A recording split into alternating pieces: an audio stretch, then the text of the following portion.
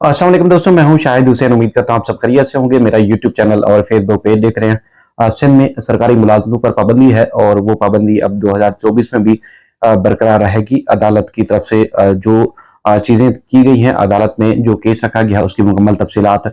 इस वीडियो में आपके सामने रखूंगा। एक तो ये है कि कमरा अदालत में क्या कुछ हुआ। हमने जो टीवी चैनल्स पे खबर चलाई आपने शायद देखी होगी, या फिर कल अखबारात में भी आप पढ़ेंगे तो यकीनी तौर पर वो मुख्तसर सी खबर होगी। लेकिन मुकम्मल अहवाल क्या था।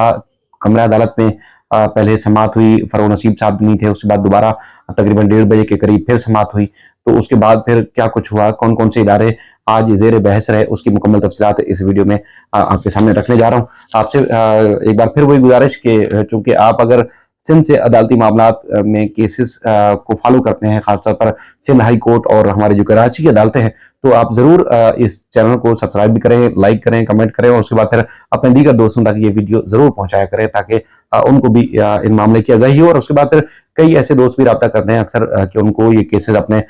इस केस के अलावा भी कोई रिपोर्टिंग के लिए बताते हैं, तो हम कोशिश करते हैं कि उनको फॉलो भी करें। और उसके बाद फिर वो अगर कहीं दब चुके हैं, कहीं नजरअंदाज चुके हैं, फैसले में ताखीर है, तो हम कोशिश करते हैं कि वो भी हाईलाइट करते रहें। और ऐसा होता भी है कि जब हम मुख्तलिफ प्लेटफॉर्म्स के ऊपर जब ये आवाज उठाते हैं तो उसका कहीं ना कहीं असर जरूर होता है। तो सबसे पहले मैं आपको बताता हूँ कि बुनियादी तौर पर आज 3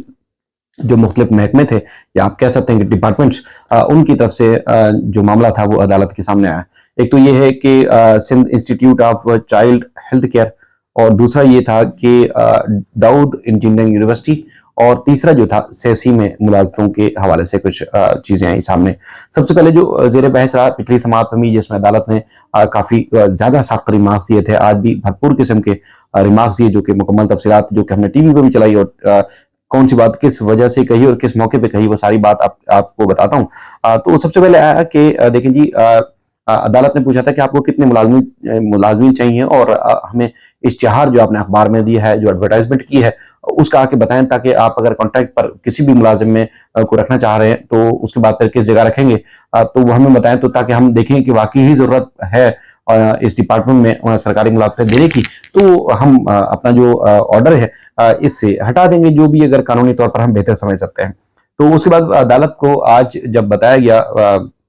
वहाँ जो इस इंस्टीट्यूट के डायरेक्टर, एचआर हेड और दीगर जो उनके वकील मुअज़्ज़िज़ भी मौजूद थे, तो वो जो इश्तिहार लाए थे, यानी कि जो अदालत के सामने उन्होंने पेश किया था, एक तो ये वाज़ेह नहीं कर सके कि इश्तिहार जो दिया गया है अखबार में, कराची में तकर्री होनी है, सखर में होनी है, ये कौन से हॉस्पिटल में कितने पीरियड के लिए जो है वो तकर्री करनी है, और कॉन्ट्रैक्ट होगा तो कितने वक्त के लिए होगा, उसको सैलरी क्या दी जाएगी, उस हवाले से इश्तिहार वाज़ेह नहीं था। उस पर अदालत ने काफी नाराजगी का भी इजहार किया कि देखें, जो कॉन्ट्रैक्ट पर अगर मुलाजमीन भर्ती किए जाते हैं, तो उसके बाद फिर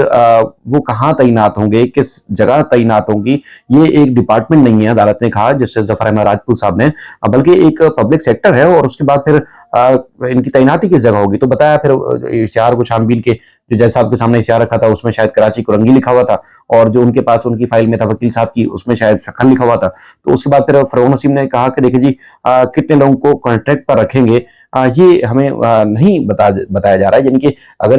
एक एज पर रिक्वायर्ड अगर कहीं कॉन्ट्रैक्ट पर आप मुलाजमीन को रखते हैं, तो आपको तादाद पता होनी है। जब इश्तिहार दे रहे हैं तो आपको पता होगा कि कितने मुलाजमीन चाहिए, 500 चाहिए, 1000 चाहिए, ये तो बताया नहीं जा रहा अब तक इश्तिहार में भी। तो उसके बाद फिर उन्होंने कहा, जज साहब ने भी उनसे पूछा कि कितने वार्ड खोल रहे हैं, अगर आप स्टेप बाय स्टेप अगर कोई वार्ड नए खोल रहे हैं, तो आपको कितना डॉक्टर चाहिए, कितने पैरामेडिकल स्टाफ चाहिए, ऑपरेशन थिएटर अगर ओपन कर रहे हैं तो उसकी कितनी रिक्वायरमेंट है, उसका हमें कोई बताएंगे तो हम डॉक्टर और पैरामेडिकल स्टाफ जो है तैनात करने की इजाजत देंगे, वो भी कॉन्ट्रैक्ट पर। तो उनके जो डॉक्टर थे, डायरेक्टर मेरे ख्याल में नदीम साहब, डॉक्टर साहब का जो इस हेल्थ केयर के मामले को देख रहे हैं,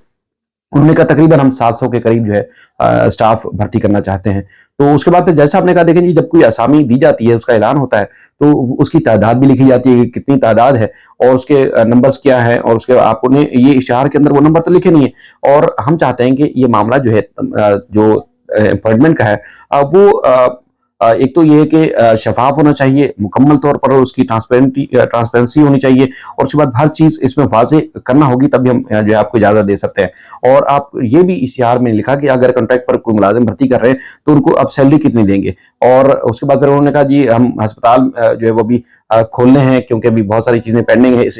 अदालत के हुक्म इम्तना की वजह से डॉक्टर नदीम साहब ने कहा कि पेंडिंग हो चुका है, तो हमें हमें इंसानों की जानें बचानी है, उनकी जिंदगियां बचानी है, तो हमें इजाजत दी जाए। तो उसके बाद फिर जज साहब ने उनसे फिर कहा कि देखें जी, इश्तिहार में ये नहीं लिखा कि कॉन्ट्रैक्ट होगा तो कितना पीरियड होगा, क्योंकि इब्तदाई तौर पर होता यह है कि आप कॉन्ट्रैक्ट पर भर्ती करते हैं, एक शेल्टर ले लेते हैं, उसके बाद फिर आप जो है वो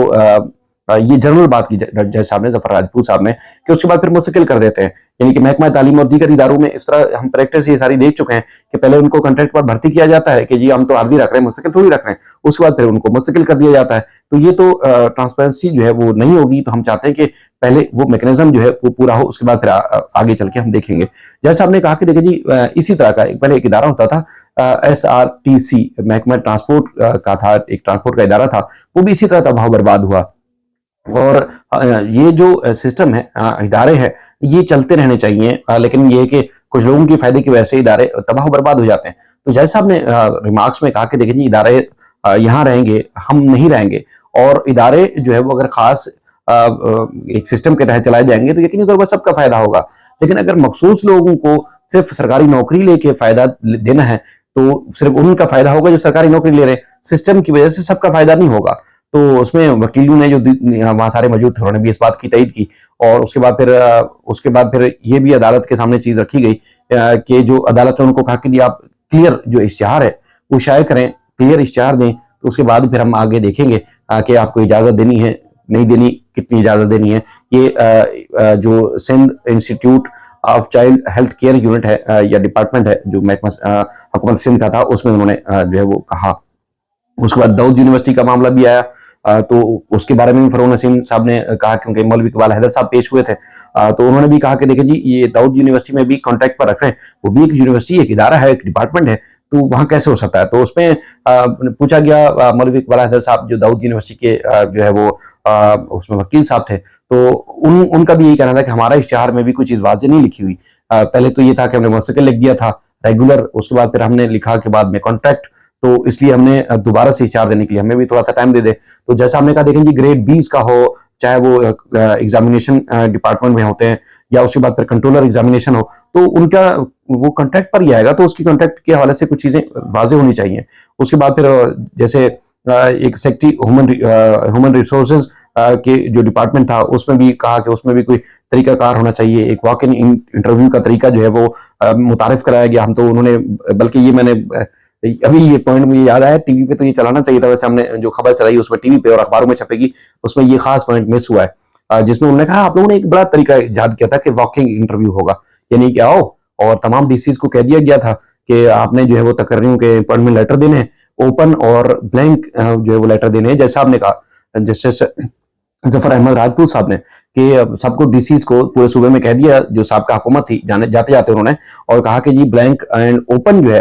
लेटर जो है वो तकरीरों के अपॉइंटमेंट लेटर जो है जारी करने, बंदों को कह दिया जाओ और जाके लेटर वसूल कर लो। तो जज साहब ने कहा, मेरी तो इतलात है कि कई डीसीज जो थे वो छुट्टियों में चले गए, कि ये कौन सा तरीका है, वॉकिंग इंटरव्यू होंगे, यानी कि जाओ और जाके लेटर लो और घर चले जाओ, सरकारी नौकरी हो गई। तो उसके बाद फिर सरकारी जो वकील साहब थे, उन्होंने इस बात की तईद की कि हाँ, मेरी मालूमात भी कुछ ऐसी ही है कि ऐसा कुछ हुआ है। तो बहरहाल अदालत ने कहा ये बड़ा अजीबोगरीब सा था, लेकिन अब हम चाहते हैं कि मेरिट पर और शफाफ बुनियादों पर अगर कोई तकर्रियां होंगी, अपॉइंटमेंट्स होंगी, सरकारी नौकरियां होंगी, तो हम देंगे। लेकिन इस तरह का, जैसा साबका हुकूमत जाते जाते करके गई है, कि हुकूमत जा रही है और जाते जाते उन्होंने कहा कि डीसीज जो है इस तरह मुलाजमत देते रहेंगे और फिर आगे काम होता रहेगा, ऐसा हरगिज नहीं होने देंगे। मैं ये बात भी आपको दोहराने का मकसद भी ये है कि पहले कई इस तरह की वीडियोस में बता चुका हूं कि अदालत का माइंड क्लियर है कि साफ और शफाफ और मेरिट पे जब नौकरियां नहीं होंगी, तो चाहे कोई भी हो, उनको इस तरह नौकरी नहीं दी जाएगी। मैं कई समातों से, मुख्तलिफ जो डिपार्टमेंट्स के वकला आते हैं या उनके अपने नुमाइंदगान भी आते हैं, वो अदालत को मुतमईन नहीं कर पा रहे कि उनकी जो नौकरियां देने का जो प्रोसीजर था वो साफ शफाफ था, मेरिट पर था या नहीं था, वो अदालत को मुतमईन नहीं कर पा रहे। इसलिए अब तक हुक्म इम्तनाअ जो था, अदालत में जो पाबंदी थी तकरीबन 140 से ज्यादा डिपार्टमेंट्स में, ग्रेड 1 से लेकर ग्रेड 15 तक, इसलिए अदालत ने उसको बरकरार रखा हुआ है। बस पर्दा जो भी हकायक हों या मामला हों, उस पर चलते रहते हैं। तो ये बात अदालत ने कही। और उसके बाद फिर फरोन नसीम साहब ने यह भी कहा कि देखिए जी, एक एसओ जो है वो ट्रांसपोर्ट डिपार्टमेंट में बैठ के उसने 40 नौकरियां बांट दी, तो इस तरह तो चीफ सेक्रेटरी को और उनके खिलाफ दीगर जो लोग हैं उनके खिलाफ कार्रवाई होनी चाहिए। तो उसके बाद फिर सेसी की बारी आई, उनके वकील साहब भी पेश हुए कि उनके सीनियर वकील जो थे वो आज नहीं थे अदालत में, तो उन्होंने कहा कि जी हमने जो वो कुछ शवाहिद और कुछ चीजें अदालत के सामने रखनी है, तो लिहाजा हमें कुछ मोहलत दी जाए। तो उसमें जैसा आपने उनको कहा, हमने हुक्म इम्तना जारी किया था 9 अगस्त 2023 को। अगर 9 अगस्त के बाद या चूंकि जो माजी का जो प्रोसीजर था, जो तरीकाकार था, यानी कि इशारात दिए गए थे और इंटरव्यूज के लिए जो लेटर जारी किए थे, हमने उस सारे मामले पे भी हुक्म इम्तना जारी किया था। अगर उस दौरान आप लोगों ने नौकरियों पे रखा है कुछ लोगों को, कि उन्होंने तस्लीम किया कि हमने नौकरियों पे रखा है कुछ लोगों को और तनख्वाहें भी जारी कर रहे हैं, तो वो गैर कानूनी है। हमने तो हुक्म इम्तना जारी किया था, उस पर कैसे आप लोग जो है वो किसी को नौकरियां दे दी? तो उनके पास कोई वाज़ेह जवाब नहीं था। बहरहाल उन्होंने कहा कि हमने जो अपॉइंटमेंट सेसी डिपार्टमेंट में दी है, वो इस अदालत के हुक्म इम्तना से पहले की थी, बाद की नहीं है। तो बहरहाल अदालत के अंदर डॉक्टर फरोग नसीम साहब ने कहा कि देखिए जी, अदालत ने हुक्म दिया था, उसके बाद फिर ना सिर्फ इन्होंने नौकरियां दी, बल्कि अब तो तनख्वाहें दे रही हैं, तो तनख्वाहें भी दे रहे, तो कमिश्नर सेसी को तो इस वक्त जेल भेजना चाहिए कि उन्होंने तौहीन अदालत की है, तौहीन अदालत के मुर्तकिब हुए हैं, तो इसलिए उनको जो है वो जेल भेजा जाए। और उसके बाद फिर अदालत ने उनसे ये भी बार बार पूछा कि आपने जो आखिरी अपॉइंटमेंट की थी, सेसी डिपार्टमेंट में तकर्री की थी, सरकारी नौकरी दी थी, वो कब दी थी? उसका उनके पास कोई वाज़ेह जवाब नहीं था कि मेरे पास डॉक्यूमेंट नहीं है, अगली डेट मुझे कल की दे दे, परसों की दे दे। तो इस तरह चीज होती रही और उसके बाद फिर ये बात वो वाज़ेह नहीं बता सके। तो अब अदालत ने एक तो सेसी से मुकम्मल रिकॉर्ड तलब किया है, जो डिपार्टमेंट में जो नौकरियां दी गई इस हुक्म इम्तना के बावजूद, कितनी तनख्वाह दी जा रही, किस किस को दिया गया, कौन कौन सा ग्रेड दिया गया, उसका मुकम्मल डेटा अदालत ने तलब किया है। और उसके बाद फिर ये पिछले 6 माह जो गुजर चुके हैं उसकी तफसीलात तलब की है। सेसी के साथ अलावा जो ये institute of child health care का जो डिपार्टमेंट है वो, और दाऊद यूनिवर्सिटी को कहा कि जो कॉन्ट्रैक्ट पर मुलाजमीन को भर्ती कर रहे हैं उसका नए सिरे से इश्तिहार दें, और उसके बाद फिर हम देखेंगे कि इश्तिहार अगर कवायद ज़वाबित के मुताबिक होगा तभी जो है हम आगे बढ़ेंगे। बाकी अदालत ने चूंकि वेकेशन आ रही है, जज साहब ने कहा क्योंकि मेरे पास वर्कलोड ज्यादा है, तो अब मैं रोजाना की बुनियाद पर या अगले कुछ हफ्तों में समाप्त नहीं कर सकूंगा। उसके बाद फिर मौसम सरमा की छुट्टियां होंगी, दिसंबर के आखिरी हफ्ते से जो जनवरी का पहला हफ्ता होगा तब तक 10-12 दिन की। तो उसके बाद फिर हम इसको जैसे ही छुट्टियां खत्म होंगी उसके बाद जो पहला हफ्ता आएगा तो उसके बाद हम इसकी समाप्त करेंगे। तो तमाम वकला ने इत्तेफाक किया और उसके बाद फिर इसकी समाप्त जो मुलतवी हुई है 15 जनवरी 2023। जो हुक्म इम्तना है वो बरकरार रखा गया है। लोगों की परेशानी बहुत ज्यादा है, लोग फोन भी करते हैं, जॉब्स के लिए बड़े परेशान भी हैं, और खासतौर पर वो लोग भी परेशान हैं जिन्होंने लोगों से वादे किए हुए थे कि सरकारी नौकरी किसी न किसी तरीके से वो दिलवा देंगे। उनकी परेशानी बढ़ चुकी है। लेकिन मैं फिर एक बार वाजे कर दूं कि दरखास्त तो एमक्यूएम की थी, लेकिन ये है कि जिन जिन लोगों ने वादे किए थे अब उनके लिए परेशानी बढ़ चुकी है कि हुकूमत अगली कोई भी है, किस तरह भी है, लेकिन ये वाजे हो चुका है कि अदालत अब यही जज साहब केस सुनेंगे, कुछ भी हो जाए इन्हीं के पास रहेगा। तो जब ये जो पूरी फाइल और पूरा केस सुन चुके हैं तो अब ये वाजे कर चुके हैं कि अब ऐसे नहीं चलेगा। सिंध में मेरिट भी है, शफाफियत भी है, लेकिन उस पर अमल दरामद नहीं हो रहा था, अमल दरामद करके दिखाना पड़ेगा। कुछ सवाल हो, कुछ भी हो, आप बिल्कुल कमेंट कर सकते हैं, मैं कोशिश करूंगा कि उनका जवाब दूं। अपना और अपने अहल खाने का जरूर ख्याल रखिएगा। अल्लाह हाफिज।